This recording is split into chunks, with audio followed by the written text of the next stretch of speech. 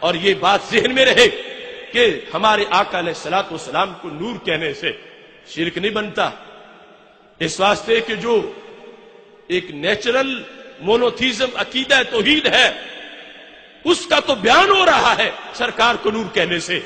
کیوں؟ اللہ کا جو نور ہے وہ ہے نور خالق، اور ہمارے آقا علیہ السلام کا نور ہے نور مخلوق۔ اللہ کا نور ہے پیدا کرنے والا، محبوب کا نور ہے پیدا ہونے والا۔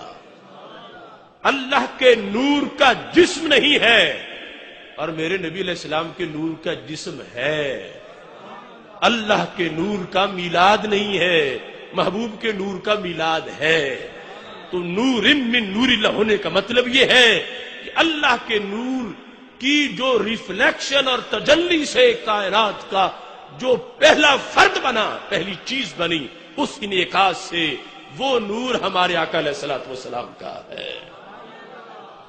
اور ہم صرف نور بمانا نور ہدایت نہیں مانتے، وہ تو ہے ہی۔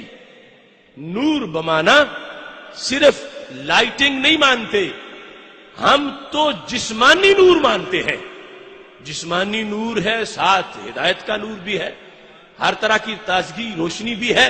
اور اس جسمانی نور کو جو سید عالم نور مجسم شفیع معظم صلی اللہ علیہ وسلم کو ہم بار بار نور مجسم کہتے ہیں، اس نور مجسم کے لحاظ سے یہ سارا نظریہ اور عقیدہ بیان ہو رہا ہے، اور اس بنیاد پر یہ تسلسل جو نور کا ہے ہمارے آقا صلی اللہ علیہ وسلم کی اس فرمان سے پتہ چلتا ہے کہ خالق کائنات جل جلالہ نے میرے آقا علیہ السلام کے جسمانی نور کو کتنی شان عطا فرمائی ہے۔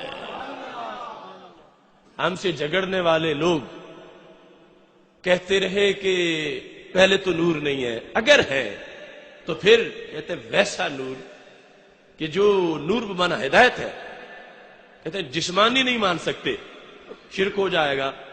تو میں کہتا ہوں یہ تو بالکل الٹی سوچ ہے کہ جسمانی نور مانے تو شرک ٹوٹ جائے گا، کیونکہ اللہ کے نور کا تو جسم نہیں ہے اور سرکار کے نور کا جسم ہے۔ اور ویسے ان لوگوں نے ماننے پہ آئے تو اپنے مولوی کو بھی نور مجسم کہہ دیا، اور انکار کرنے پہ آئے تو سب سے اولین نور کو بھی نور مجسم ماننے سے انکار کر دیا۔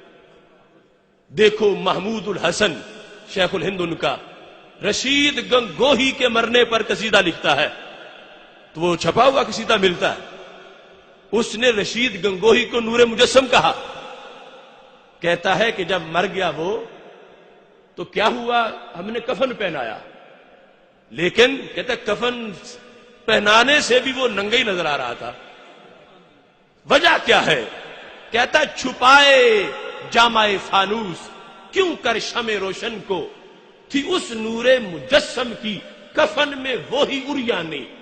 اریانی ننگے پن کو کہتے ہیں نا، یعنی میں اپنی طرف سے نہیں کہا، انہوں نے شان ہی یہ بیان کی ہے۔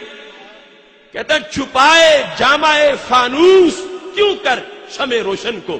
مثال دے کر کا یہ جو فانوس ہے اندر لائٹ ہوتی ہے، اوپر شیشہ فانوس کا ہوتا ہے، تو کہتا ہے فانوس روشنی کو چھپاتا نہیں دکھاتا ہے۔